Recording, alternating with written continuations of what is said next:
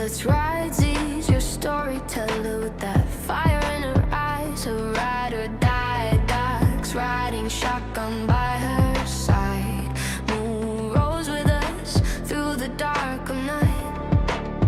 And we're ready for the fight in the wilderness where predators hunt, where the system fails and cases grow cold.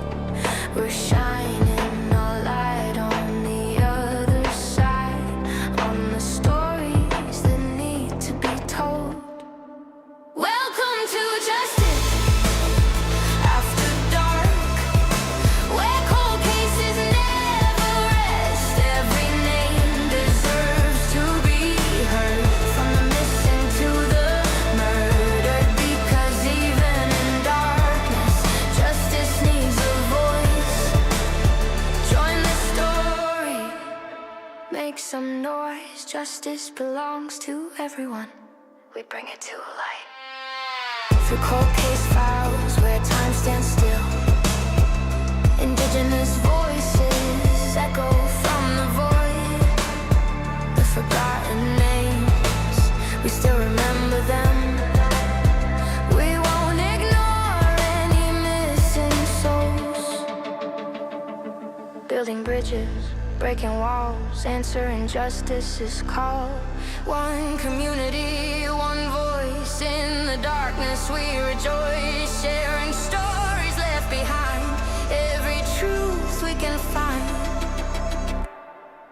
Welcome to justice after dark, where cold cases never sleep. Every name deserves to be heard, for the missing and the murdered, because even in darkness, justice deserves a voice. Join the story, make some noise. Justice belongs to everyone. We bring it to light. So buckle up, trial junkies, truth seekers and justice warriors. The road ahead gets bumpy as we guide you through another set of stories that need justice. Welcome to Justice After Dark. The adventure starts now. One community, one voice.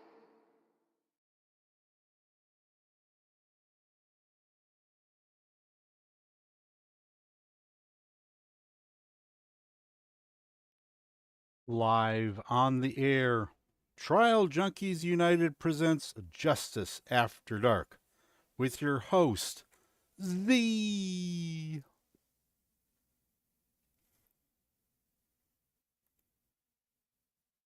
Irish Luna, Fairy, and Frank. Thanks for coming tonight. I know this isn't our usual night, but as if you read our post the other day, Doc had a hospital visit. Didn't you, Doc? Just a little bit. He had to get a blood clot taken out of his leg. He went to have an ultrasound. The phone rings. I'm at home. And he goes, "They walked me to the emergency room." I'm like, what? Yeah, that was not one we were expecting. Let me tell you. This thing was 6 inches long, y'all.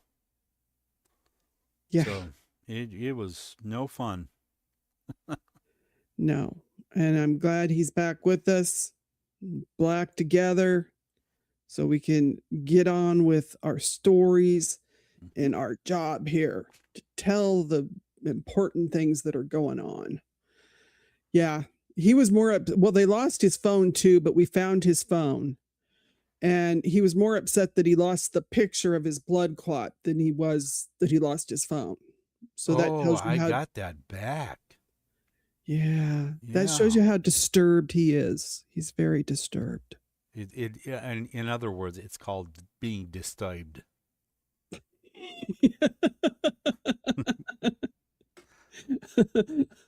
Yes, a fellow was raging across the country. Yay, we like a good rage.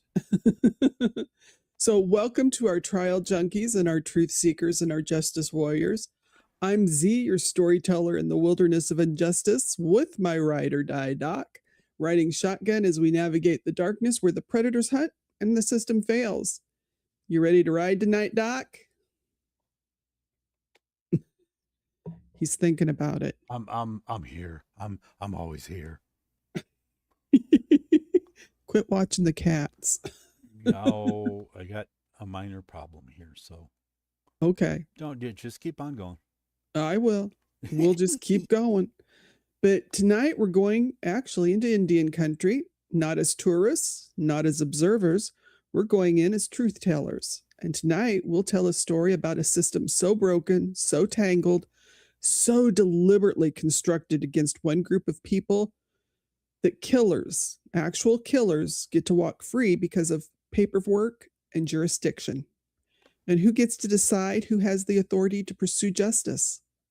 So let's go ahead and jump into this, and let's see next. This is Ashlea Aldrich. And before we get into statistics, we're going to get into the laws that come into the courtrooms, commissions, and task forces. But I want to tell you first about Alyssa. She was 29 years old. She was a member of the Omaha tribe, mother of 2 young boys from Macy, Nebraska. And on January 7th, 2020, Ashley's sister, Alyssa, was recalled that she was planning on going to the house where her sister was living with her boyfriend because they hadn't heard from her, and he had a habit of beating her up and torturing her. And they had turned this in to the tribal police a lot. So she decided she was just going to go over there. Now, you have to remember this time of year, it's cold, there's some snow, but she knew that if she knocked on the door, no one was going to answer, but she figured she could at least holler for her sister so that she knew that she was there, she was coming to rescue her. But for some reason, as she got closer to the house, she drove past, and she says, that's when I came to this open field. And she actually took a picture of it. And I didn't post it because just in case Alyssa sees this, I don't want her to have bad memories. But she took a picture of this field, an open field, and there's a truck in it. And she said, I saw his truck, the boyfriend's. And she goes on to say that she turned off the road and drove as close to Ashley's boyfriend's truck as she could get, expecting to find her inside the cab. But her vehicle got stuck in the snowy field. And so Alyssa got out and began walking. She says, I walked to the truck and I thought for sure she was going to be in there, but she wasn't. And she said, something told me to walk toward the creek. So she said, I walked right up toward that creek. She found her sister's body. She said her long black hair blew in the cold wind. She was left cold, alone, beaten, stripped of all her clothes. She says, I can't get that image out of my head. She says, I grabbed her and I so badly wanted her to cry out. She, she was hoping she was still with her. She says, I took my coat off and I covered her. And she said, I laid with her and I just screamed for help. Now, Alyssa also noticed that Ashley's back and legs were covered in mud. Now, if we sit here and discuss this, someone's back and leg are covered with mud, to me that would imply either she fell or was she dragged? Something to think about. When Ashley's father, Galen Aldrich, saw his daughter's body at the funeral home, and he recalled that she had a black eye, her nose was swollen, and there was little welts all over her.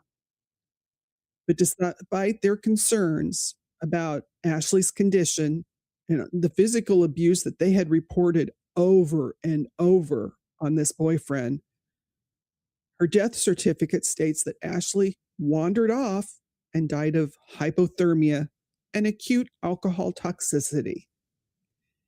And the boyfriend was never charged. So let's get this straight.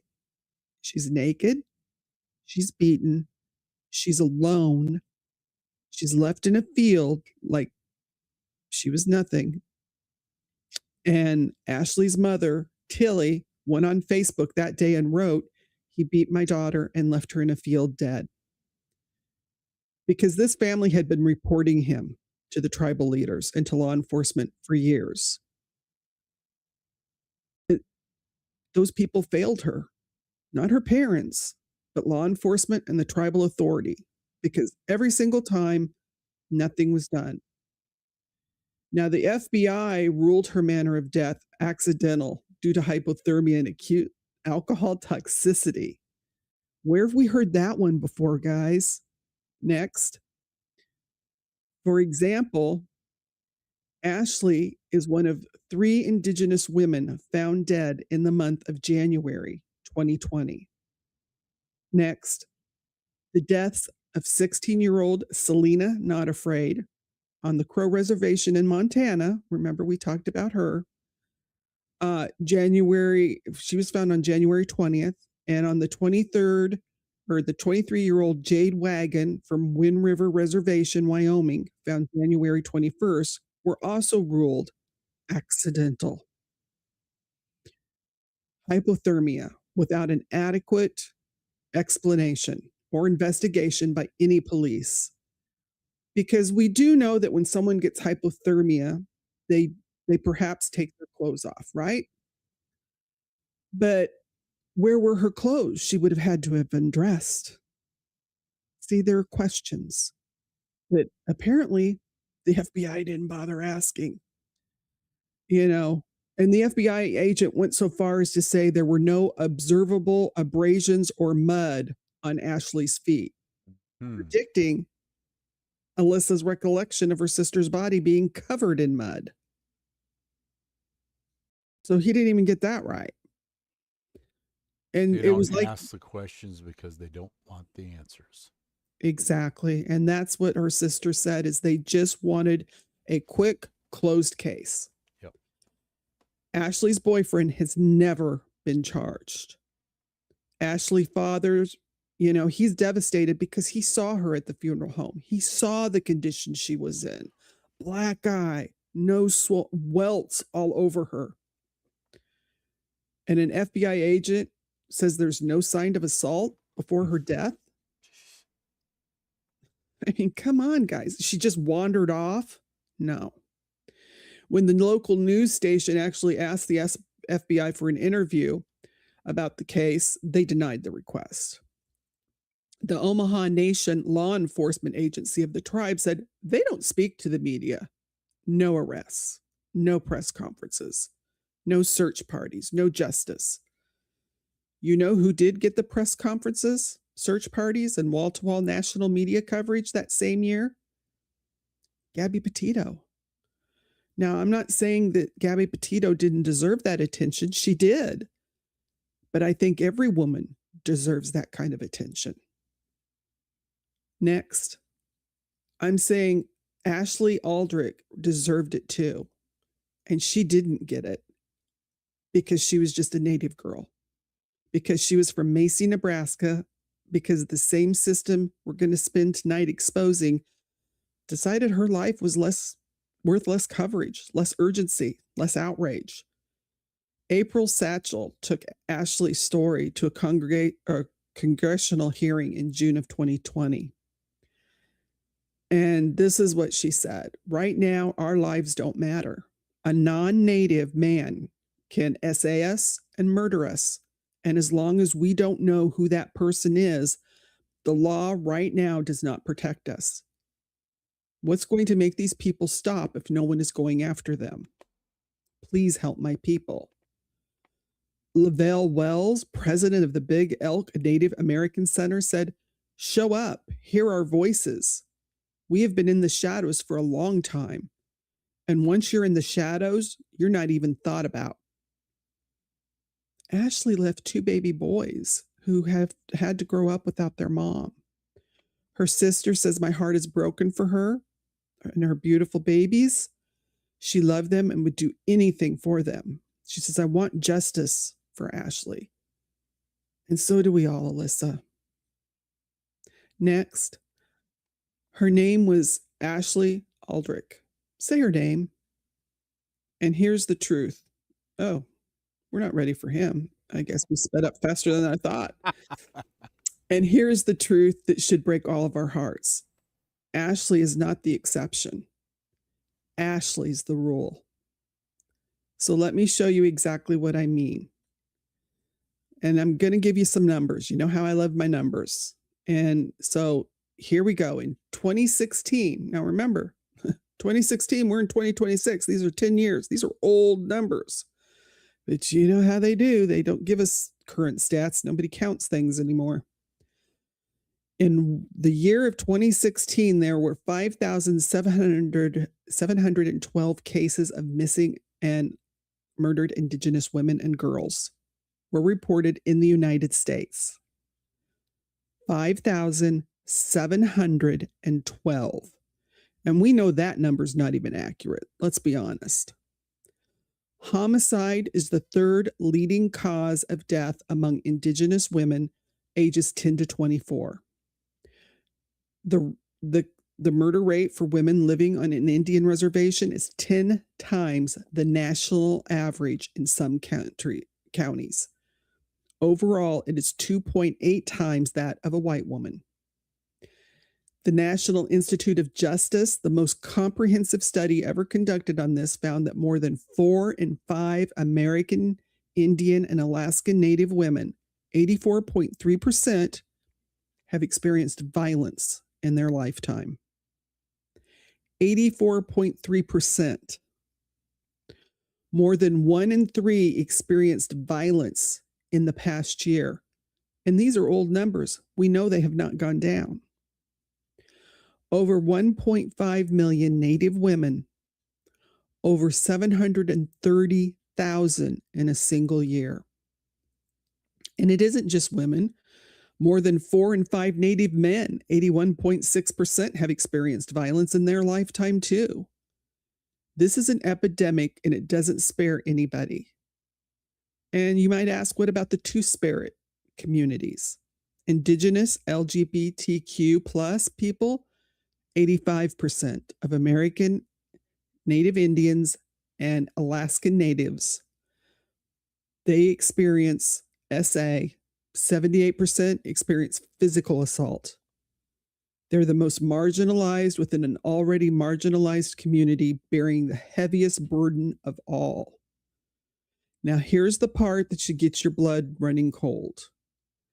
90% of the perpetrators are non-native, outsiders, people who came onto their land. And why does that matter?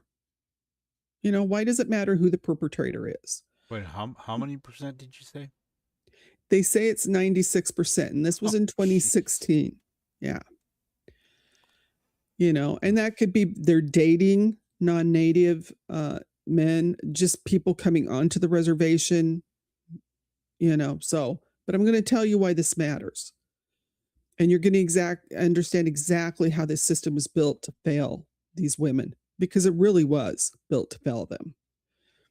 So, to understand what's happening to Indigenous women today, you have to go back, way back, because this didn't start with a bad policy decision that was made in 1978. This started when the very first European boots hit the North American soil. There's a legal doctrine you probably have never heard of called the Discovery Doctrine. You can trace the doctrine of discovery, back to the papal bulls that authorized various European powers to conquer the lands of non-Christians. Hey, Sleuthy, glad you're here, sweetheart. Next. Now we'll look at the freaky dude. That in 1452, this is Pope Nicholas V. He issued the bull Dum Diversae.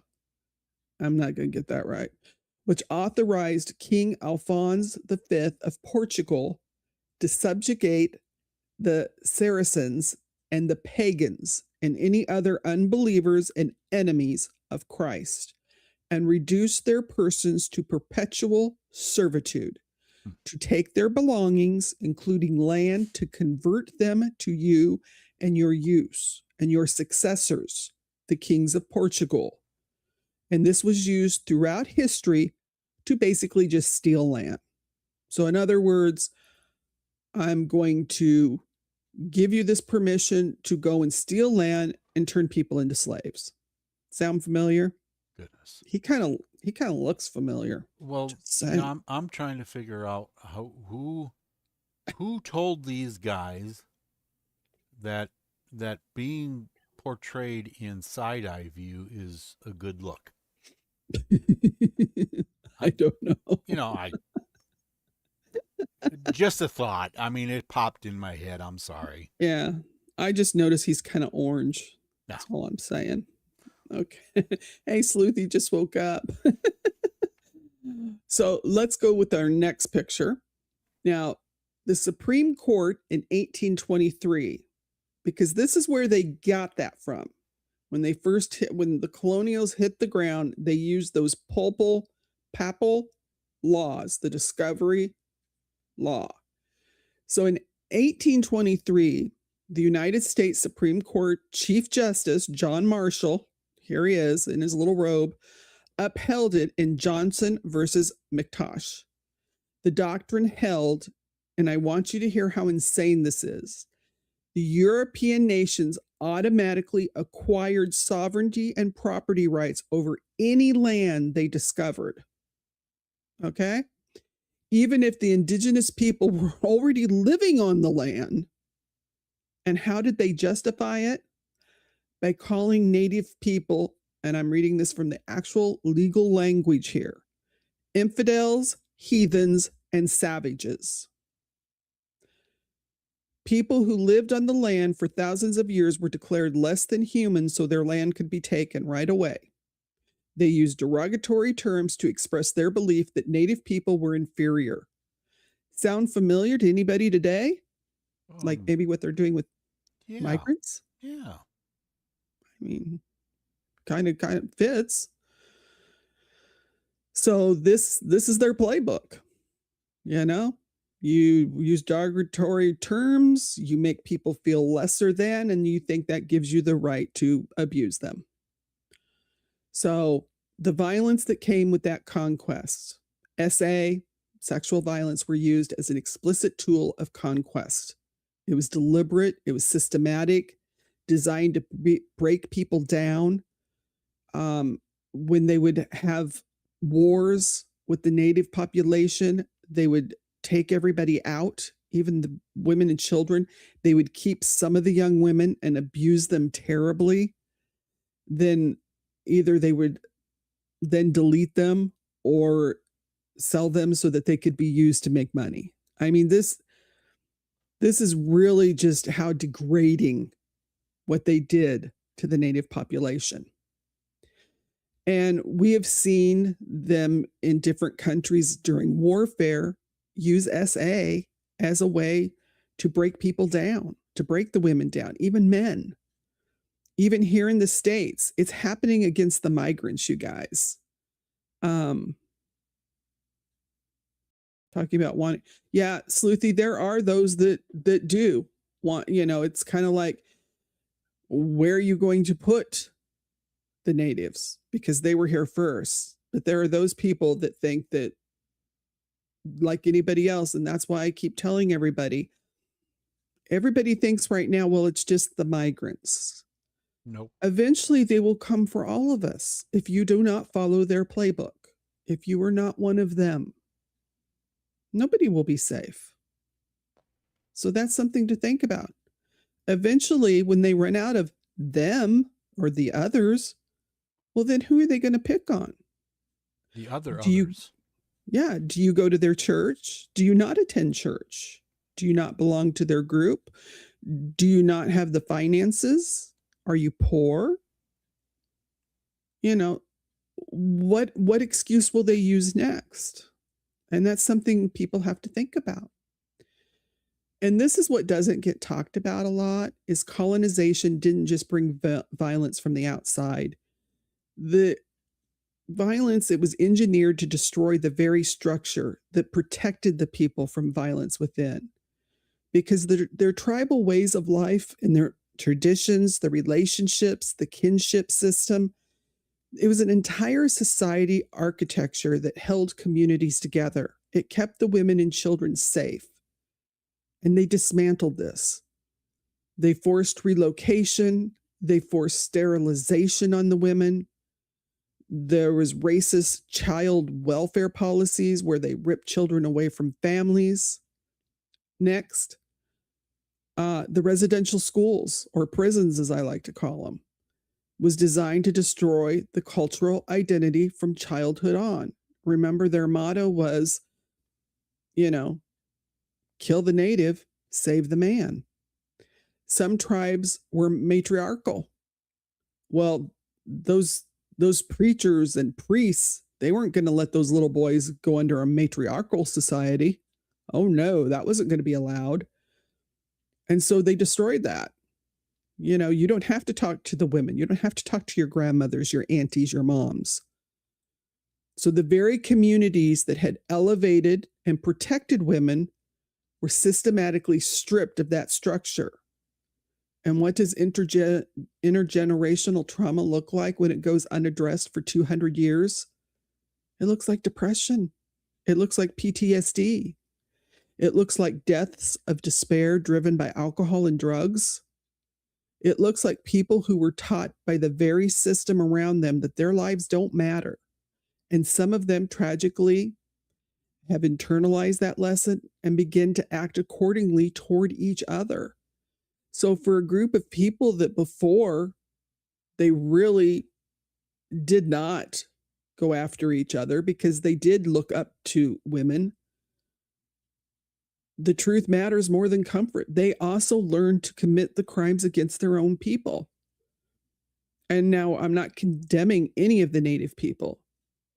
It's what the colonization did to them, how it taught them that you could get away with this. And when you systematically destroy a people's sense of safety and their dignity and their worth, that trauma doesn't stay contained. It spreads, it twists, and the people who were supposed to be protected by the community sometimes becomes the ones in danger within. I'm not saying they were perfect, and I'm not saying that they never did create crimes against each other. But on a grand scale, that was something they didn't practice. Hey, Mustang, good to see you. The Native American chiefs were traditionally responsible for the welfare of their communities. They acted as leaders, protectors, diplomats. In many cases, they were caretakers of their traditions and their people. Now, different tribes had different leadership styles. Some roles were hereditary, while others were based on their wisdom or their courage or the service to the community. But community was very important. And they kept peace in the tribe. So when there were things that didn't go right, the chief was there to help settle these matters. Now, there was a United Nations Special Rapporteur on violence against women that said this violence is rooted in historic and unequal patriarchal power structures, racism, exclusion, and marginalization enabled by the legacy of colonization. One Indigenous community member put it this way, anonymously. Native Indians and Alaskan Natives are the United States' First Peoples. In fact, in Canada, that's what they're referred to as the First People.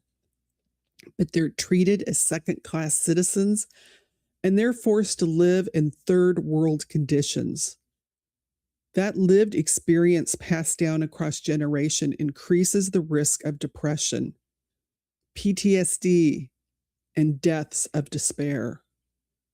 Next, and this isn't ancient history, you guys. That is the foundation of what's happening today in 2026.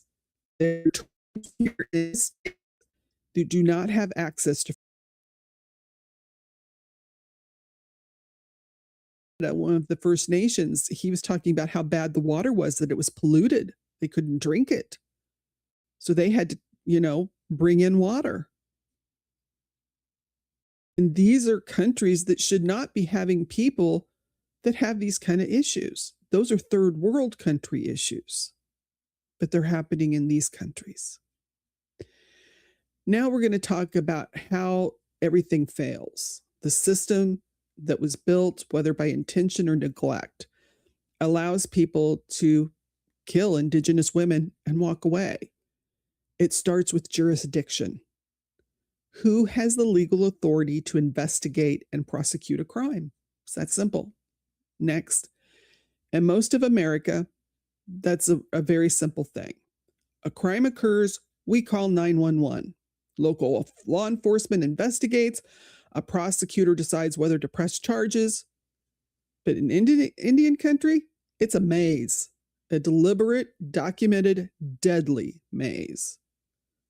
Next. When a crime occurs on a reservation, 3 questions must be answered first. Okay? Is the victim native or non-native? Is the perpetrator native or non-native? Did the crime occur in Indian country? State authorities, depending on the crime committed. The perpetrators and the victim's status and the exact location on the reservation land where it occurred. Legal scholars call it jurisdictional quagmire. It hampers the investigation, slows response times, and creates disputes between agencies about who's even supposed to pursue the case. Think about that. While those disputes are happening, evidence disappears, and perpetrators are walking free. And here's what the law currently says about tribal authority specifically. Tribes have no criminal jurisdiction over non-Indians. None. 0. And that came down in 1978 in a Supreme Court ruling called Olafat versus Squamish Indian Tribe. One decision stripped Native tribes of their inherent sovereign authority to prosecute crimes committed on their own land by outsiders. So to put it plainly, the ruling essentially granted immunity to non-Indian offenders. And this is how it happened. It was in 1973. The tribe was holding its annual Chief Settlement Day celebration on Port Madison Reservation in Washington State. Frank, you're right. It's very confusing. And this was a time of community. You know, they're having a celebration. It's cultural pride. And in the middle of it, because at the time on this tribe, there were actually more non-natives living on the reservation than natives. 2 non-Indian men, Mark Olafat and Daniel Bellegarde, are arrested by tribal police. Olafat for assaulting a tribal officer and resisting arrest. Bellegarde for leading tribal police on a high-speed chase that ended when he slammed into a tribal police vehicle. Now, tribal authorities did exactly what you'd expect any law enforcement to do. They arrest them. They charged them, and they brought them before the tribal court. And those 2 men said, "You don't have jurisdiction over us." Let that sink in. They committed crimes on tribal land against tribal officers, and their defense was essentially, "You can't touch us." Hey, Billy. Not that they did or didn't do whatever. It's just, you can't touch us. Exactly. So this was in 1973. By 1978, this actually got to the Supreme Court here in the United States. Now, the tribe's lawyers, they made an argument grounded in basic sovereignty. Tribal governments have inherent powers of self-governance, the right to maintain law and order over everyone on their territory. And I want you to hear this, a fundamental and necessary part of government. Every government on earth has that right. Everyone. The tribal lawyers also pointed out something critical. There was no explicit treaty language. There's no congressional, I can't get that word out. there's no act ever that said that tribal courts couldn't prosecute non-Indians. Were you The were, power were, was. were you trying to say congressional? Thank you. Yes, I Oh, was. okay. Okay. I was having a hard time understanding. That's bad when even you're not picking up my mind waves. Yeah, I love you, Z. Thank you, Doc. It just was not coming out, man. So this power was never taken away. Yet the Supreme Court, in a split decision, ruled against the tribe. The majority said, and I'm going to be very clear here, that the United States never intended to put its citizens under tribal court jurisdiction. Well, tell them to get off the reservations. All I can tell you. What are you doing on a reservation? They argued that by coming under U.S. sovereignty, tribes necessarily gave up the power to criminally try non-Indians. They didn't come under your sovereignty. In other words, the court decided that the assumption was that the tribes had no such power, even without ever explicitly saying it. Now, Justice Marshall dissented. He said the power to preserve order on a reservation is a core fundamental aspect of sovereignty. Without an affirmative act stripping it away, tribes should retain the right to try anyone who commits a crime on their land. And he was right, but he lost. That's really weird because when I was a kid, you know, we were always told, don't go on the reservations because they, if they catch you doing something that you're not supposed to be doing, they can do whatever to you. Well, that's not true. No. And here's what that 1978 decision actually meant in practice, and it means it today. Non-Indians can commit crimes on reservations, and tribal courts cannot prosecute them. Full stop. And it gets worse because federal and state courts, who are supposed to have jurisdiction, historically provide fewer justice services to tribal communities than to the non-tribal ones. So there's a gap, a massive, dangerous, deadly gap, and predators know it. And that's why there are non-Indian drug dealers, meth producers, traffickers, and they have literally targeted reservations because they believe correctly that law enforcement there is less comprehensive and not directed at them. They know that tribal police can't hold them under tribal law. They know federal and state resources are stretched thin or simply absent. So this isn't a conspiracy theory we're coming up with. This is a known consequence of Olafat. And Indigenous women, children, and families are paying the price. Now, I mean, it's incredible when you think about it, Frank, because you're basically telling these people you can do what you want. And unless they call in the feds or the state, which who knows if they'll show up, they get to walk free. Now, some states have worked to close part of this gap, and that's by doing what they call cross-deputization agreements. Oregon, Wisconsin, and Minnesota have. Here's how it works. The tribal police officers are trained to the same standards as county and state police and are authorized to arrest non-Indians under state law. Non-Indian suspects are taken to county state courts. So their civil rights are protected, but it creates a real government-to-government working relationship. So they would have to really work with each other and get along to get this done. But The police and they have to go.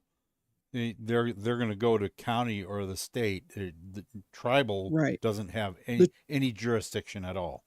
The tribal still has no jurisdiction over them. Just because they're cross-deputized, then technically they can also take them over to the state or the county. But they also give up a little of their sovereignty with that, because then that allows those guys to come over on their land. So see, there's a give and take there. So we're saying that they go through the same training, same motions Yes. as everybody else, and they have the power and authority to hand over the assailant to the Just some base. I mean, those two guys that brought that lawsuit, one of it, they had both harmed tribal officers. They should be able to be able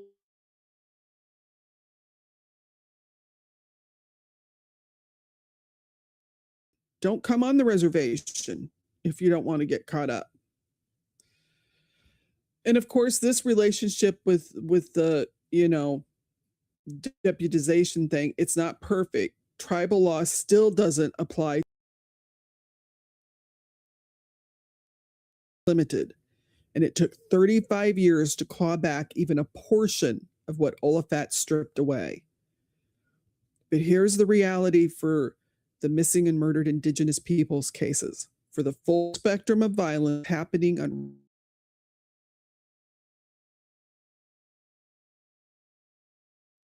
I know everybody's having we're having issues again. I don't know. I can't figure out what the problem is, because the internet is fine. I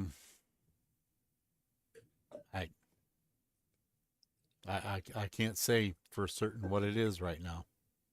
Okay. Just so you knows.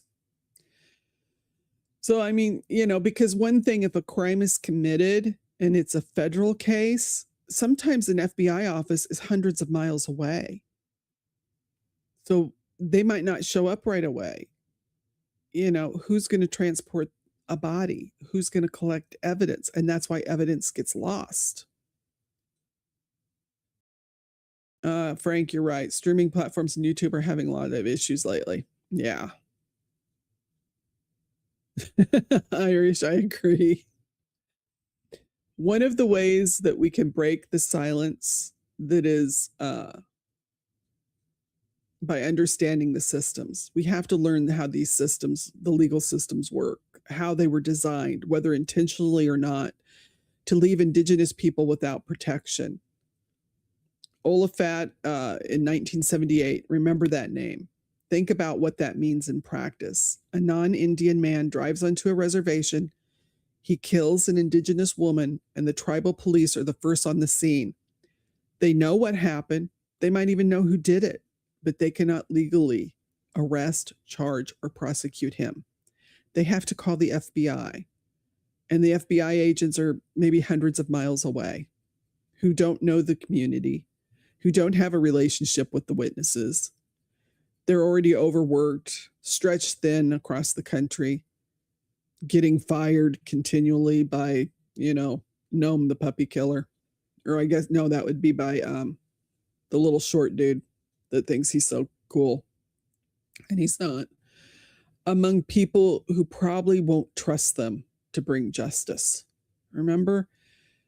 Because these people, they're not going to trust FBI agents that are coming from off the reservation. While everyone figures out whose case this is, while jurisdiction is argued, evidence is degrading.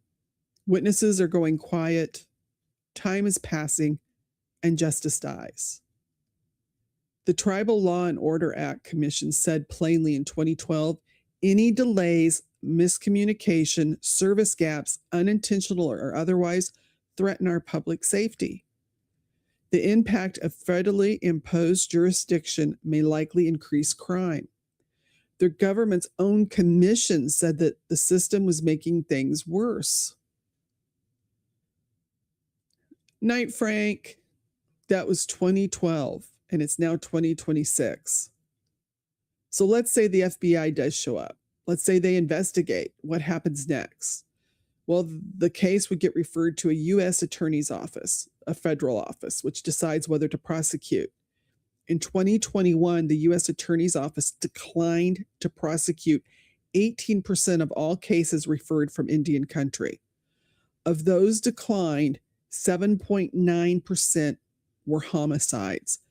They refused to prosecute them. The most common reason? Insufficient evidence. And why is there insufficient evidence? Because of the jurisdictional delays. By the time the right agency showed up with the authority to collect evidence, the evidence gone. So it's like this self-fulfilling prophecy of just failure. Let's just keep failing people. The system creates the conditions that allow it to fail and then uses the failure as justification for inaction. A member of the White Earth Obawa Nation, Lisa Brunner, said something that should be on the front page of every newspaper in this country. We have always known that non-Indians can come onto our land and beat, essay, and murder us. And there is nothing we can do about it. Nothing we can do about it. And here's the piece that will make you sick. The government's accountability office has acknowledged that non-Indians may be more likely to commit crimes in Indian country because they know tribes can't touch them, and federal prosecutors are unlikely to prioritize the case. They know they won't be held accountable, so they act accordingly. You know? Just wait until these tribes and individuals find out that they can do something, not legally, but they can do something. Yeah. Yeah. And it's not an accident. Yeah. It is a predictable outcome of the system that was designed this way. I mean, think of Alexia's case that we discussed from North Dakota, where she was murdered by her boyfriend. It went to a federal prosecutor. He wants to offer a plea deal that lets no charges of murder. He killed her. He set the house on fire. He tried to kill her children. And they want to just give him a plea deal because they don't want to bother going to court when they have that on film. Can you imagine? A token plea deal at best. Can you imagine what they would do if they had a case that they didn't have all the evidence that they have on Alexia's case? I mean, it blows your mind. So this is not justice. And Ashlea, she didn't get justice. And that's not right. The federal government, now, we're going to be fair here, and they do deserve a little acknowledgement. In 2020, Congress passed the Savannah's Act, not the Invisible Act. Savannah. It's named for Savannah LaFontaine Graywin, a 22-year-old member of the Spirit Lake tribe who was 8 months pregnant when her neighbor abducted her and performed an at-home C-section to steal her baby and dumped her body in the Red River. Next, and say her name, Savannah LaFontaine Graywin. These laws aim to improve coordination among law enforcement, enhance data collection, and increase resources for the tribe. They're good goals, they're important goals, but here's what happened. The Department of Justice missed its own implementation deadlines. By October 2021, over a year after the law passed, key requirements still hadn't been met. The Attorney General hadn't even appointed members to the required commission by the statutory deadline. Acknowledgement is not an action. A law on paper that no one enforces, that's not justice. In 2019, the administration launched Operation Lady Justice, a 2-year task force to address the MMIW crisis. Well, we see how well it's done because it hasn't. And do you know how much time advocates were given to testify at this listening sessions? They got 3.5 minutes. Think about that, you guys. 3.5 minutes to tell the story of your daughter, your sister, your mother, who was either killed or missing. 3.5 minutes. The task force consisted of 8 federal officials. None of them were tribal leaders. None of them were survivors. They were building solutions to a problem they had never experienced or would understand. And here's the thing about the story. It doesn't end in despair because there is evidence of what works. Real documented evidence. The Prosecute tribe in Tucson, Arizona, and I apologize if I messed that up. When VAWA was reauthorized in 2013, it granted certain tribes special domestic violence criminal jurisdiction, the ability to prosecute non-Indians who committed domestic violence on tribal land. The Prosecute tribe was the first to use it. From 2014 to 2021, they conducted 101 criminal investigations involving domestic violence. 80 cases were charged in tribal court. They got 37 convictions.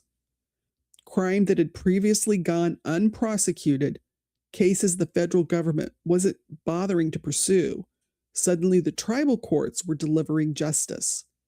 The Choctaw Nation of Oklahoma saw its special jurisdiction cases jump from 5 up to 54 in a single year. These weren't new crimes. Those were crimes that had always been happening and never been prosecuted.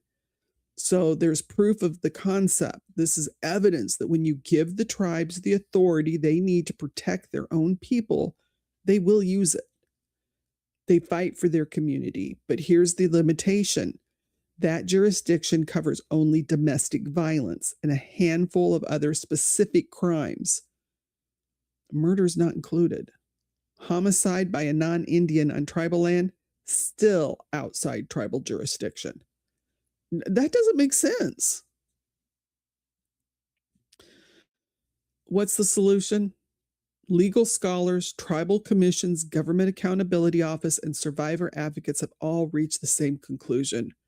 Restore tribal criminal jurisdiction over non-Indians who commit murder in Indian country. That's it. That's the ask. The Tribal Law and Order Commission said it in 2012. The Non-Invisible Act Commission said it again in November of 2023. And this is their exact words. Tribal nations have the strongest interest in prosecuting crimes committed on their lands and are the best position to do so effectively. Any comprehensive effort to address the MMIP crisis must restore tribal authority to prosecute all crimes committed on their lands. They have the strongest interests, the best position. When tribes have jurisdiction, tribal officers already on the ground, already first responders, already known and trusted by the community can act immediately. There's no waiting for the FBI. There's no jurisdictional arguments, no lost evidence. Witnesses were more likely to come forward, victims more likely to report. So cases are more likely to be prosecuted, but jurisdiction alone isn't enough.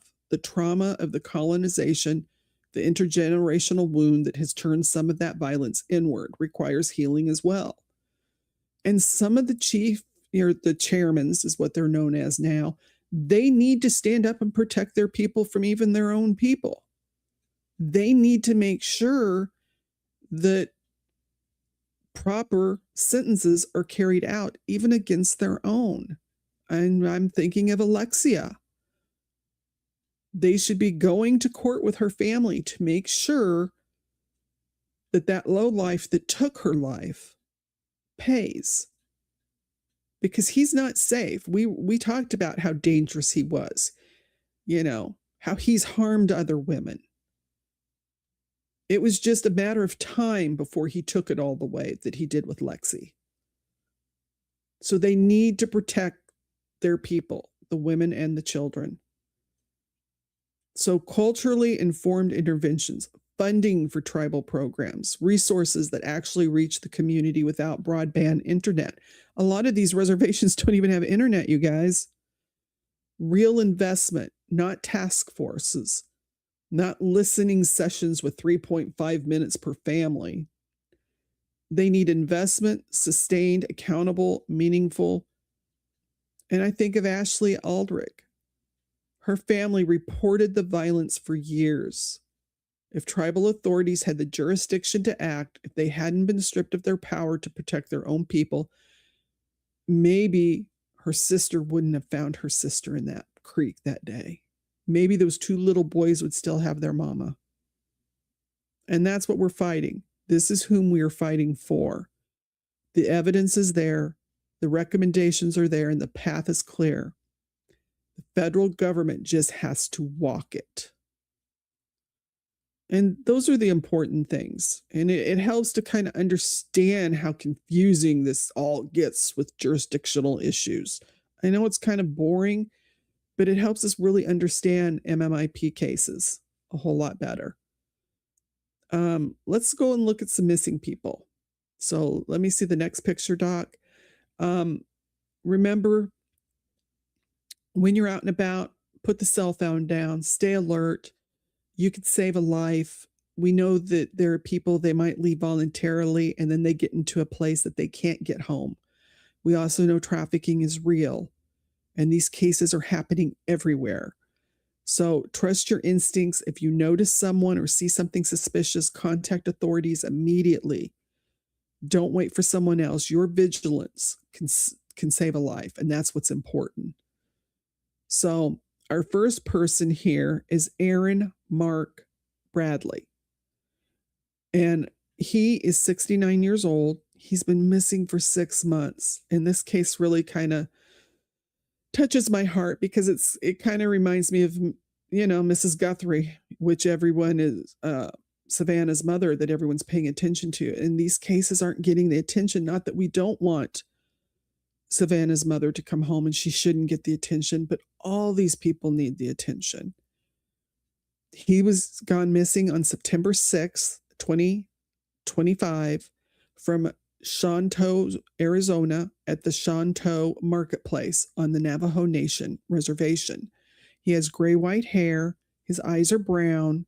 He's 5'7" and he weighs 140 pounds. He has tattoos on his left and right forearms. They say Kim, Kayla, and Karen. Those are his daughter's names.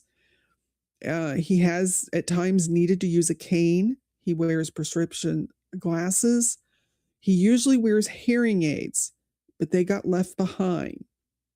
So Bradley is a Navajo elder and pastor known for decades of service in his community. He was reported missing after he was last seen at the marketplace. His daughter Kayla said there were items he would never leave home without, like his hearing aid and medication, and they were left behind. When they went to the home, they found the front door was left open, it was unlocked, and a window was broken. That's concerning.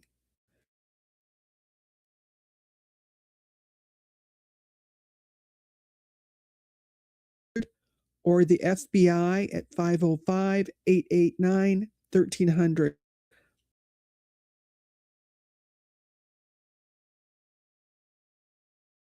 Black hat with the tiger logo.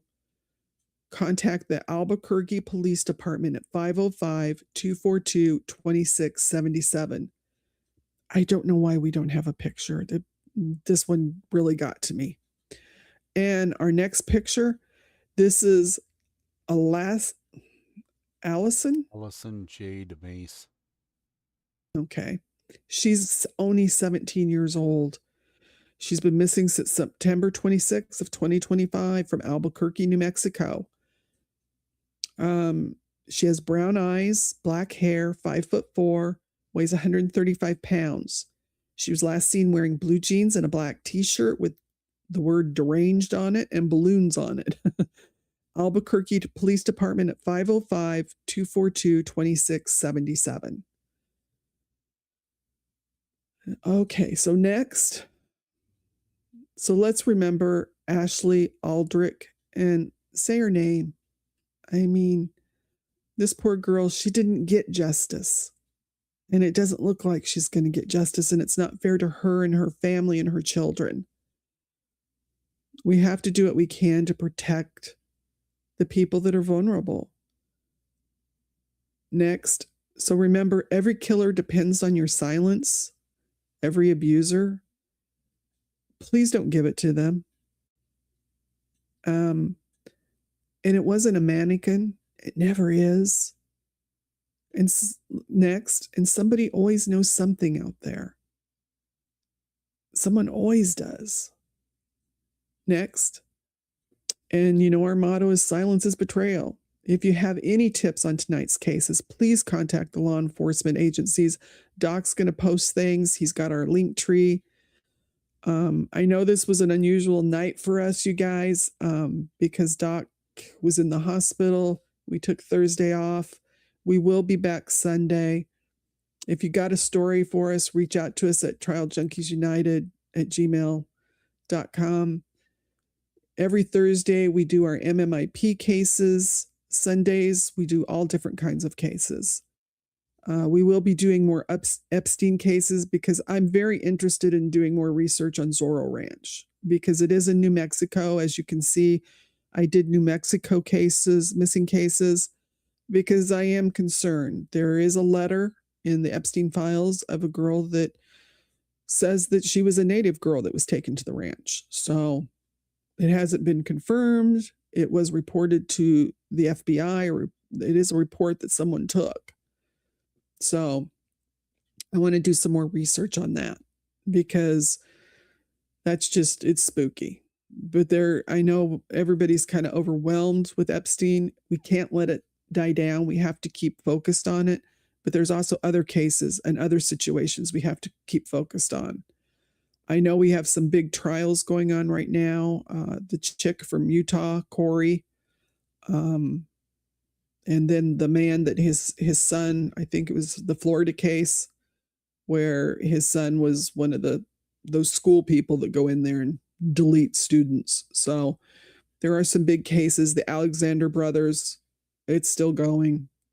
So we'll try and keep an eye on these different things. And if anybody has suggestions, let us know. We're always open to hearing what your thoughts are. And we do appreciate, you guys coming and hanging out with us. We love you so much. So just remember that, the evil doesn't stop. Neither are we. We're not going to stop either. So until next time, stay informed, stay compassionate, keep seeking truth, keep demanding justice, never stop speaking up. Please share and like this. Let's get some more subscribers. Let's get some more people in our community because we're building a community of people that care, that want to help do something. Whether it's writing emails or, going on searches or whatever we can do to help.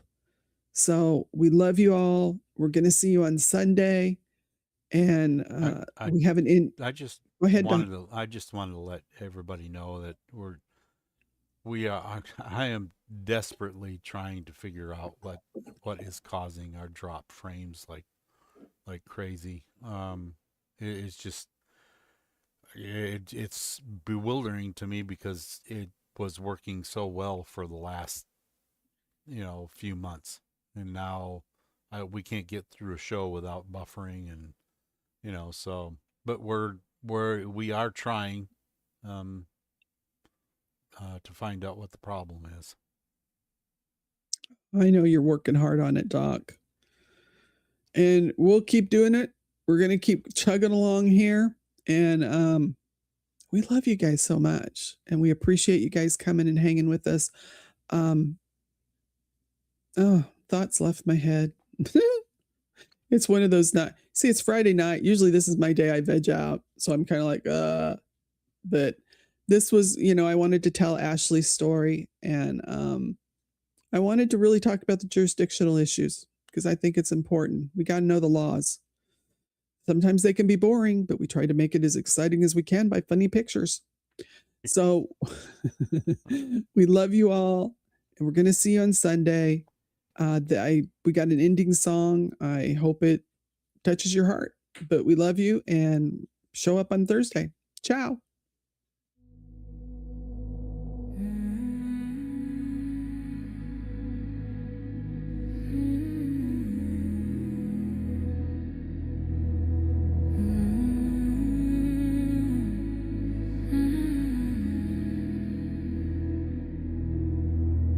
She walks the road where the lights go out, but borders blur and help doesn't come around.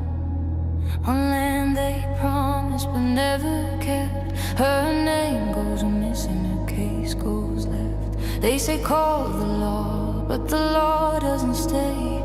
Different badges there's different rules, different ways. Paper lines say, show us proof, but the proof is buried with the truth. They wrote the laws in rooms we weren't in, closed the doors, then blamed our skin. Said justice waits, but it never lands when the crime ain't theirs to understand. Native women, native girls not protected in this world when the law steps back and the judges stall and the silence answers every call. If the courts won't fight, if the badges won't stand, if the system turns its face again, tell me now, who will stand for them? He crossed the line and he knew the game. Different blood, so no one's to blame.